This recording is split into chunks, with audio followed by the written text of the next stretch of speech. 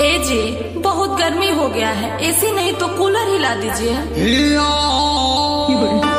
Table fan हिला दीजिए। हाथ पंखा हिला दीजिए। तो खाना मांगिएगा, हम भी कहेंगे दो गला। अरे कमीनी, ये क्या बोल रही है? सुना राजा जी हमसे गर्मी ना सहाय हो, करा बर्दाश्त हमसे कुछ ना किनाई हो। देखी ना देही से टप टप चुए पसीना हो। हाथ रानी है गर्मी के महीना हो। जब से आयल हई परेशान हम तबानी हो।